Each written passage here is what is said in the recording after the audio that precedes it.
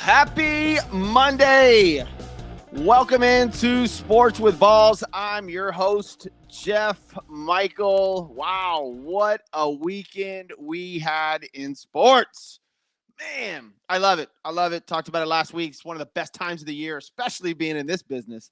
I did partake a little bit in the sacrament over the weekend. So, man, just a little fuzzy today. It's all right, man. Not as fuzzy as maybe the Dallas Cowboys were last night. Wow. They are who we thought they were. The San Francisco 49ers are. The Dallas Cowboys are not. Man. Terrible showing for the Dallas Cowboys last night. We'll talk about that. Had some playoff baseball over the weekend. We'll get into that. The Astros, Diamondbacks, Dodgers, Atlanta, Philly, some good baseball. It's baseball tonight as well. So we'll talk about the Major League Baseball playoffs. Also, University of Texas, you had your opportunity. You had it. Steve Sarkisian and the University of Texas Longhorns. We'll talk about their loss. A couple other teams lost too. So we'll get into the college football rankings. But, man, the NFL being the top story on this October the 9th, Monday. Welcome into the show. By the way, today's show brought to you by Christian's Tailgate, one of 5 Houston. Oh, there are 5 Houston area locations here in Houston, Texas. Go to christianstailgate.com. Incredible food, great place to watch the game, watch the fights, whatever. They've got Buffalo Bills Mafia, I think on Sundays. Well, I know on Sundays in their Heights location is absolutely, not Heights, downtown location, insane. They take over the place, and they weren't too happy this past weekend. We'll get into that. They also have a Dallas one, so that Dallas Cowboys location probably wasn't pumping last night either. But the place has the most incredible food that there is, man. Drink specials obviously are amazing. Go to christianstailgate.com. All right, let's jump right into it. Got a lot to go over. So let's just get right into the mainstay. The Dallas Cowboys last night. I mean, what do you say? I heard Mike McCarthy's press conference afterwards. I listened to Dak Prescott talk. Dak Prescott was apparently going to use some motivation. Thank you for the motivation. Isn't that what he said 2 days ago? Is that all we're going to talk about? Last year's loss. I need more motivation. Obviously, you needed a lot more. I'm not putting it all on Dak Prescott. The Cowboys' defense was horrendous. We praised Micah Parsons. Every Cowboy fan in the nation, and even people that weren't Cowboy fans, were calling for Micah Parsons to be MVP on the first 2 weeks of the season, maybe even 3 weeks of the season. Oh, this guy, game changer. He's absolutely unbelievable. Well, Trent Williams and the San Francisco 49ers had other ideas. And, this is loss number 2 for the Cowboys. Cowboys are 3-2. That's not, after the first 2 games of the season, you would have thought this is, Super Bowl bound. And I'm not saying that they can't get there, but I'm telling you right now, the San Francisco 49ers are way ahead of the Dallas Cowboys. And there's a theme here with the Cowboys.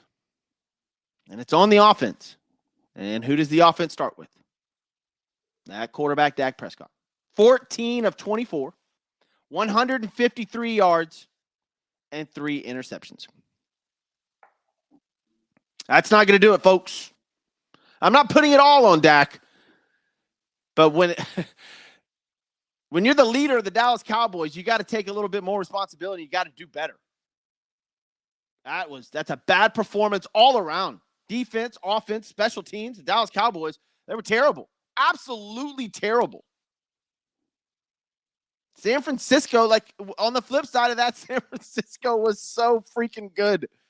It was unbelievable to compare the stats. 197 total yards for the Cowboys, 421 for the San Francisco 49ers. Brock Purdy, there's not a whole lot more to say. I get it. Kyle Shanahan is an absolute genius. But you gotta throw the ball. You gotta fit it into these tight windows. And they did a great job last night of showing Brock Purdy and how he fits the ball into these windows. This isn't Mac Jones. Mac Jones can't do these things. We saw it. I won't get into that in a minute. Brock Purdy is making incredible reads and incredible throws. This kid is a QB. All the haters about Brock Purdy, it's just Kyle Shanahan's offense. No, this kid can play. This kid can flat out ball. And look, the Trey Lance money, that's all dead weight now because of how much they're paying Brock Purdy. They're not paying him much at all. So it kind of evened out. By the way, showing Trey Lance last night during the Cowboys game was fantastic. And it's like you wonder how long. I said Russell Wilson will be pulled by week 8, and by the way, can't wait to get in the Broncos here in a minute. But look, Dak Prescott, he won't be pulled. There's just no way. But Brock Purdy, 5-0 now on the season. 1,200. Is it 1,200? Hold on, let me check on that. 1,271 yards, 8 touchdowns, 0 interceptions, 72 completion percentage, and a 123 passer rating. I mean, what else do you want? Christian McCaffrey is your running back. George Kittle had an absolute monster game. He looked incredible. They got so many playmakers. Brandon Ayuk, Deebo Samuel, Christian McCaffrey, George Kittle, Brock Purdy, leading the best offense in all of football and probably the best team in all of football. On Wednesday, I'll do my top 5, bottom 5. But I'll tell you right now, San Francisco will be the number 1 team.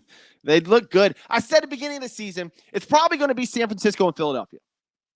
That was my NFC championship. I'm not going to waver from that. Both those teams, they look unstoppable at this point. San Francisco's got a pretty easy road the next 5 games, and then it gets a little tougher. Everybody now is marking the calendar for that San Francisco Eagles showdown in a little bit. I don't know what week that is. Let me check. Looks like week 10, week 9 or 10. Let's see, 6, 7, 8, 9, 10, 11, 12. Sorry, week 12. That'll be fun. And anything can happen between now and then. Never know. Injuries pile up. Teams get sideways. Like, who knows? It's the NFL. But right now, San Francisco 49ers look like an absolutely well-oiled machine. And on the flip side of that, the Dallas Cowboys have a lot of work to do. Does it start on the offensive side? Does it start on the defensive side? Is this Dak Prescott's fault? Well, all the blame's going to him, and it's going to continue all week. And Cowboy fans are going to sit there and hammer Dak. 2 of those interceptions were wide receiver calls, but they're still interceptions. He has 3 picks. Dak Prescott couldn't move the ball. 153 passing yards. I don't know. If I'm Cowboy fan, I've lost to a mediocre Arizona team. And then I just flat out got embarrassed on national television by one of the best teams in all of football. Rough game last night for the Dallas Cowboys. I don't know what else to say. There's memes flying around everywhere. Get on the internet. Go to Sports with Balls on all your social media platforms, and I've posted a bunch of them. As everybody knows, I'm not the biggest Cowboy fan in the world.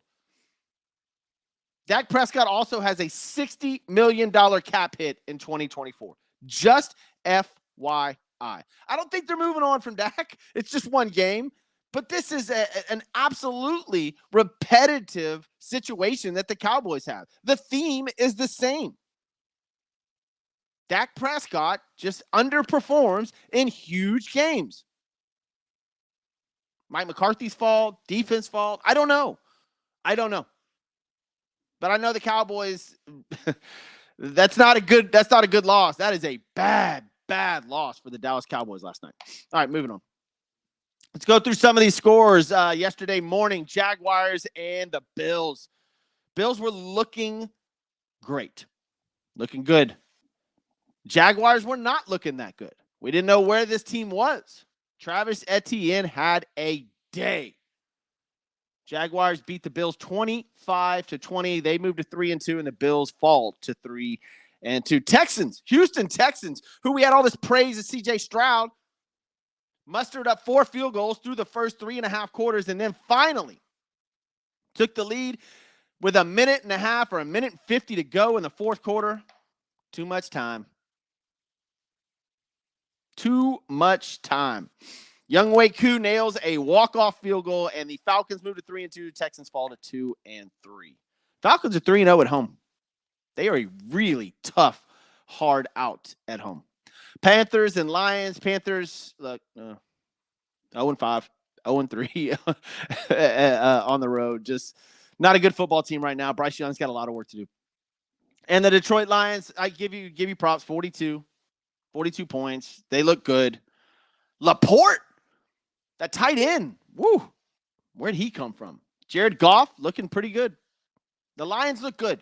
The Lions look like the team that we thought they were going to be. Now, granted, they're not playing the hardest team as the Panthers, but look, these are NFL games. Anything can happen, and the Lions look good. You got to beat the teams you're supposed to beat. That's how you get to the playoffs. What happens after that is you got to beat the good teams. But during the regular season, you've got to beat the teams that you're supposed to beat. This is one of those games, and they handled it very, very well. Titans and Colts. Colts go to 3-2. Titans fall to 2-3. And a very lackluster Titans team. Derrick Henry's nowhere on the radar right now. Tannehill makes a throw every now and then. You did see a shade Hopkins sighting yesterday. DeAndre Hopkins. So we'll see. Maybe that can work into something. The New York Football Giants move to 1-4. Dolphins cruise to 4-1. And what I mean cruise is put on the pedal. They've got some rockets. It is fun to watch the Miami Dolphins. I don't know how they're going to stack up come playoff time.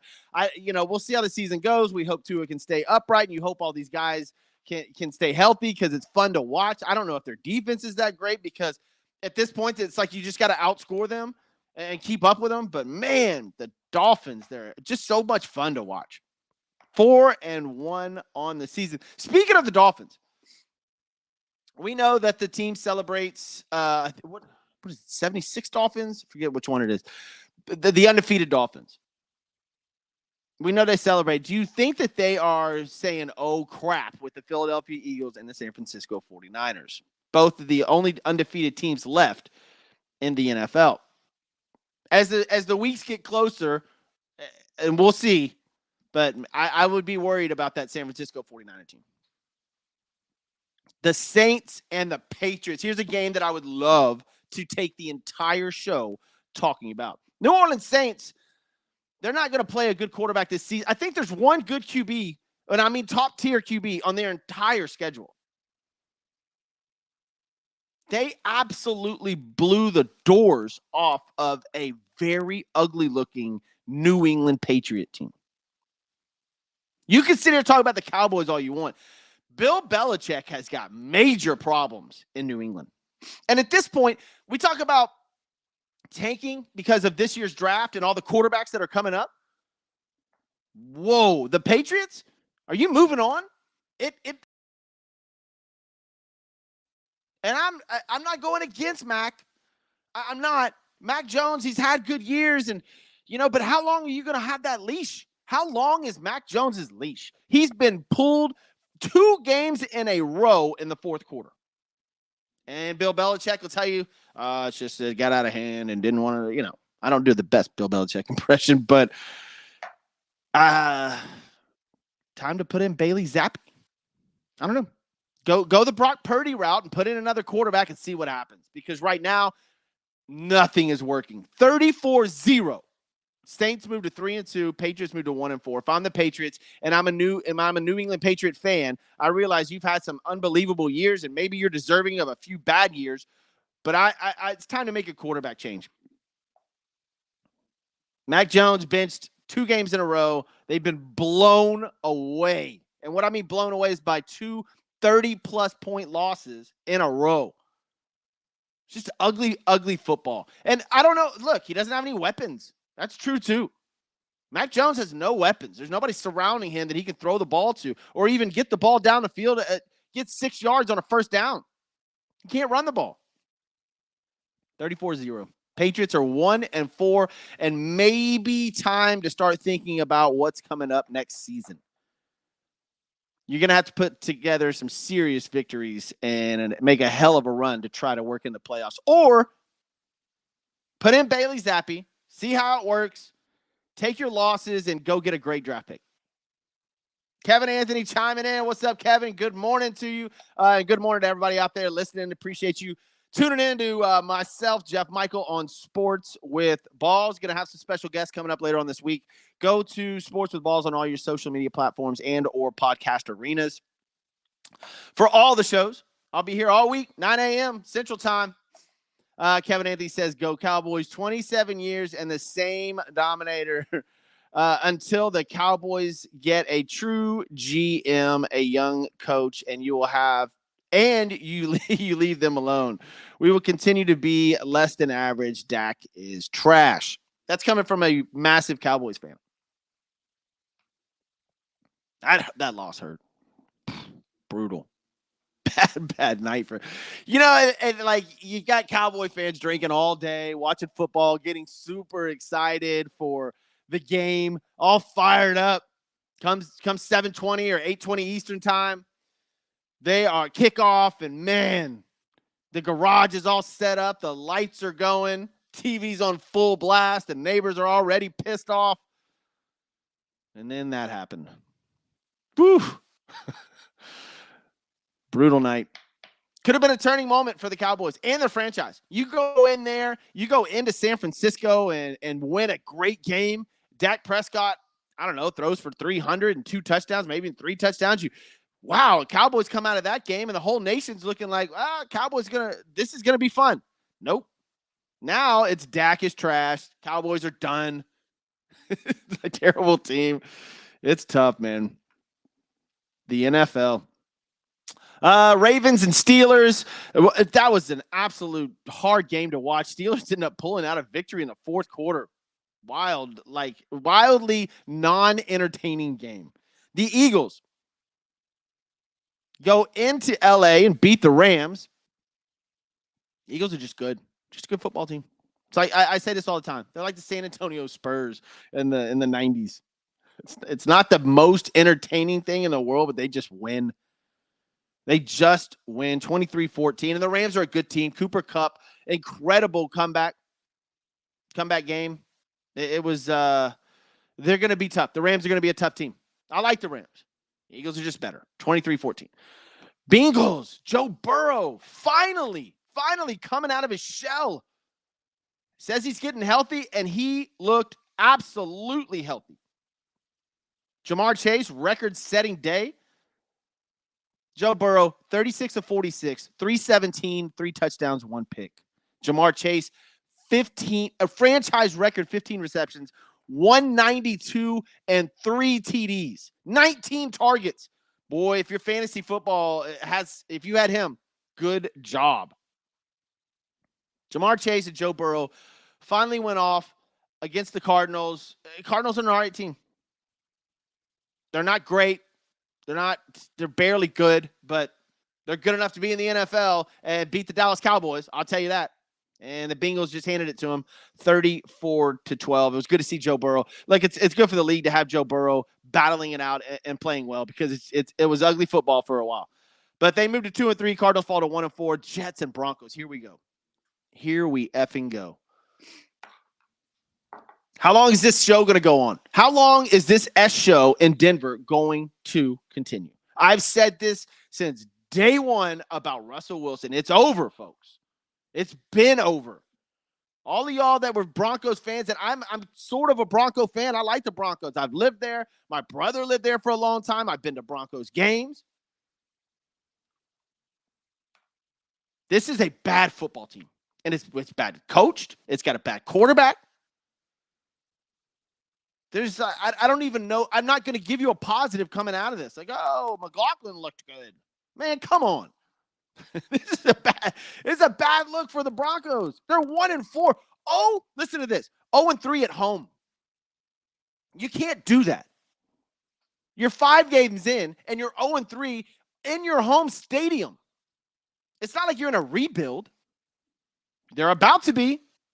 Broncos are about to be in a rebuild. I said Russell Wilson will be benched by week 8. He may not make it. He may not make it. Teams that need to tank. Broncos are in there. Cardinals are in there. Well, they're doing it. Broncos, Cardinals, now Patriots, Giants, Jets. Teams that need to tank. If I'm the Broncos, I don't want Russell Wilson on my team anymore. Russell Wilson had his heyday. It was fun to watch. But I want a better quarterback on my team. It's got a bunch of youngsters. Let's go get a young quarterback. Russell Wilson does not fit the mold for that team. Sorry, he doesn't. That's not going to work. And it hasn't worked. They're 1-4. Let's just look forward for a second on the Broncos schedule here. Guess who they play next week? The Kansas City Chiefs. They're 1-5. Green Bay, maybe an L. Then Kansas City again, maybe an L. That's 1-7, folks, week 8. And then they go to Buffalo, then Minnesota.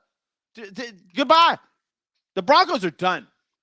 And oh man, this is a rough sled for Sean Payton. But he is going to have to do something. And if benching Russell Wilson is it, it's what you got to do. And if you got to do it just to tank in order to get a better quarterback next year, I might as well do it. Do it now. But they got Kansas City, Green Bay, Kansas City, Buffalo.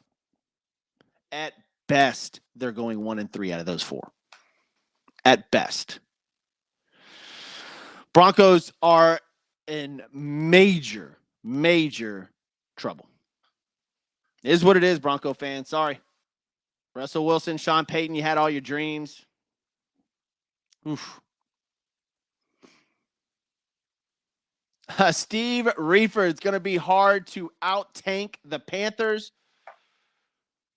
Yeah, but the Panthers aren't looking for a quarterback, right? Like Chicago Bears are going to be up there, and then you wonder about – this is going to be one of the more interesting tanking seasons in the NFL, right? Like I said, teams that need to tank. You're right, Steve. Panthers, they're in there. But I don't know if they're tanking on purpose. They're just trying to figure stuff out. They're a rebuild. Right? Are they going to go get Marvin Harrison Jr. or are the Bears going to get him? And then you've got 4 quarterbacks, 4 to 5 QBs coming out in this year's draft that are good. Or if they even want to, we hear now that some of these guys, they might not even want to play for these teams. It's going to be fun to watch. And it's going to be very interesting to see these teams that try. Look, nobody's trying to tank, but they will on purpose. Hence the Patriots, the Giants, the Bears, the Panthers, now the Broncos. These are all teams that are going to not stack up 5 wins. Not happening. Cardinals. There's some bad teams in the NFL this year. I say it over and over. Like, I don't remember having this many really, really like non-competitive teams in the NFL. I use tank all the time, and I say it very loosely. I don't think these teams are purposely trying to lose, but man. Do I really think Marvin Harrison Jr. has the potential to go number 1? Just depends on what team, right? It depends on what team. Who's drafting? Chicago Bears have number 1 pick, and they want to keep Justin Fields for sure. There you go. Chiefs moved to 4-1, beating the Vikings, who are now 1-4, and another team 0-3 at home. 1 possession game. They lose it again. Last year, they won 11 of them. I think they're 0-4 in 1 possession games this year. And then, of course, we talked about the Cowboys 49ers. Tonight's game, Packers at the Raiders. It should be a close game. I don't know how highly entertaining it's going to be. Aaron Jones still dealing with the hamstring issue. You got Jimmy G back for Vegas. I do know that over 60% of the time the under hits in the Vegas games. So gambling-wise, I might take the under in this one. But the Packers could move to 3-2. The Raiders could go 1-4. There's another 1-4 team in the NFL. Like, there's some bad teams. It's crazy. But the Green Bay Packers trying to figure out what they have with Jordan Love. He looks great at times, and he looks okay at others. And we'll see if Jimmy G can come back and lead the Raiders at home to a victory to get them to 2-3. If they lose and go to 1-4, your odds of making the playoffs at 1-4 are in the 20 percentile, I believe. It's not good. It's not good at all. All right, I dipped into the NFL a little longer than I wanted to, but that's all right. Let's get into some Major League Baseball. Over the weekend, the Rangers, who would have thought this? Texas Rangers they went into Baltimore and won 2 games, and now they head home. Up 2-0, only needing 1 game to move on to the championship series. The Astros, meanwhile, stick to their guns at being 500 at home, and they split the series with the Twins. Absolutely dominating performance in Game 1. I was actually there for that game. It was a great game to go to. Alvarez, though, Yordan Alvarez, 3 home runs in the first 2 games. Those Twins are going to be a tough out. The bad news for Minnesota, great news for Houston Astros, is that Houston plays great on the road. They're fantastic on the road, and they're not good at home. It's awkward, but that's just the way the season has gone. So they're not scared to go to Minnesota, and that game will be on Tuesday. Tonight's game, the Philadelphia Phillies look to go 2-0 on the Atlanta Braves, which I don't think is going to happen. So I'm taking Atlanta tonight, by the way. Philadelphia Phillies, Atlanta Braves game. All we can hope for this series is go 5, because I want this to be a split going into Philly. I love this the fans in the series is phenomenal. And then the Diamondbacks shocked the Dodgers, and Kershaw did his greatest Kershaw performance. I say that very nonchalantly, I guess. He got rocked Game 1. And the Diamondbacks now play Game 2 tonight in LA, and LA will look to tie up that series. Both those games, let's see, Phillies and Braves start at 5:07 Central. Diamondbacks, Dodgers at 8:07. I'll get more into the baseball playoffs tomorrow because, of course, Monday, NFL heavy. But over the weekend, we also had some college football. And if you're a Longhorn fan, this was depressing. There was a few depressing games. Miami. I don't know if y'all saw what happened the Miami Hurricanes, but I'm sorry. I'm not trying to laugh, but holy crap. One of the worst coaching moves I've ever seen. All you got to do is kneel down. You win the game. You run a play. You get a fumble. They get basically a Hail Mary, and Miami loses the game. It was brutal to watch. But the big game was at Texas and Oklahoma at the Cotton Bowl. UT blew it. They blew their chance to stay in the top 4 or 5 teams. They will now move down. In fact, I'm going to try to check it right now. Let's go to rankings. Let's see if they've come out with the new rankings as of yet. And they have. Texas is down to number 9. Whew. You know what? Listen to this. For the first time in the history of the poll, you've got Kentucky, Kansas, UCLA, Duke, and North Carolina. All basketball schools are in the top 25 for the first time ever in the polls. So good for them, turning into football schools. I love it. But Georgia's going to stay at number 1. Michigan, number 2. Michigan looks good, man. Ohio State, number 3. And now Florida State moves up to number 1. Oklahoma, after that win, moves up to number 5. 7 spots up to number 5. Washington State suffers a brutal loss. And by the way, thank you, Washington State, for causing me some money. Ugh. That pissed me off. That was $800 because I had the Astros minus a 1.5, and then I had Washington State on the money line. And of course, Miami goes to 4-1 after one of the worst losses you will see in college football. Absolutely embarrassing for the head coach. He even admitted to it afterwards. Just kneel the ball. Kneel the ball. I don't understand what that was all about. But the big news, I guess, would be University of Texas losing to Oklahoma. Great game to watch. 11 a.m. Absolutely loved it. But Texas is going to have a rough sled now. Going to be a rough sled. Go Duke. Go North Carolina. Their quarterback coming out this year. I'm telling you, man, it's going to be an interesting NFL draft. So interesting because so many of these quarterbacks that are coming out are they're NFL ready. And there's so many teams in the NFL that are ready for a quarterback. It's unbelievable, man. Unfreaking believable. All right, guys. I want to thank you guys for joining into the show. I have reached my 30-minute mark. I know, man, I went NFL heavy, but that's what it's about. The NFL on Mondays. Tomorrow, I will get in more of the Astros and Twins, Phillies, Braves, Rangers, Orioles, and Diamondback Dodgers.